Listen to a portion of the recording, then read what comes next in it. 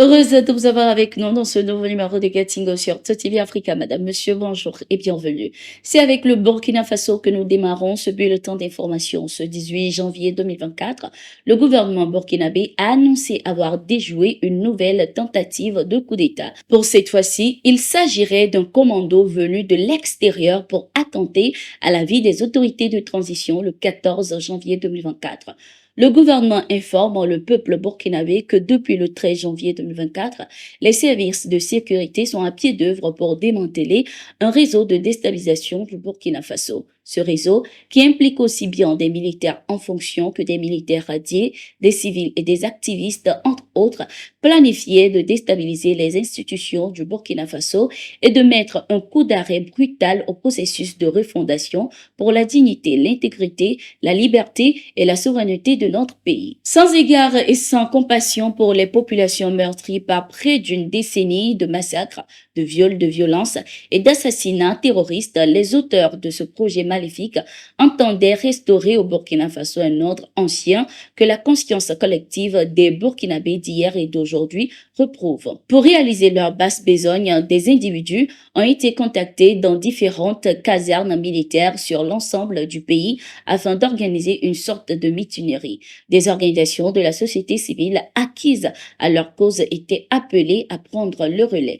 Pour cela, des financements à leur endroit étaient en cours de déblocage et de transfert depuis l'extérieur. Des attaques contre les sièges de la veille citoyenne étaient projetées en vue de démobiliser le soutien populaire à la transition, pouvait-on lire dans le communiqué du gouvernement burkinabé. Le gouvernement de transition dirigé par le capitaine Ibrahim Traoré avait annoncé en septembre 2023 avoir déjoué un coup d'État. Un communiqué du procureur avait alors annoncé que 4 officiers ont été arrêtés et que 2 autres étaient recherchés. Au Tchad, l'opposition a appelé ce 17 janvier 2024 le président de la transition Mahamat Idriss Déby à renoncer à sa candidature à la prochaine élection présidentielle dans le pays. La principale plateforme de l'opposition et de la société civile, Wakit Tama, a également accusé la communauté internationale, notamment la France, de soutenir et de conforter Mahamat Déby dans sa volonté de confisquer le pouvoir, y compris par la force. L'opposition a dénoncé le silence de l'Union africaine et de l'Union européenne face à cette situation. Ce 13 janvier, Mahamat Idriss Déby a été désigné par le mouvement patriotique du salut, l'ex-parti au pouvoir fondé par son père, comme candidat à la prochaine élection présidentielle. Fin décembre, le projet de nouvelle constitution porté par le président de transition avait été approuvé par la majorité des Tchadiens. Cette nouvelle constitution donne droit au président de transition de se présenter à l'élection présidentielle qui s'annonce. Une délégation nigérienne a été à Ouagadougou, au Burkina Faso, ce 17 janvier 2024. Cette délégation de la Direction générale des douanes du Niger était en mission dans le cadre du renforcement de la coopération douanière des pays de l'Alliance des États du Sahel.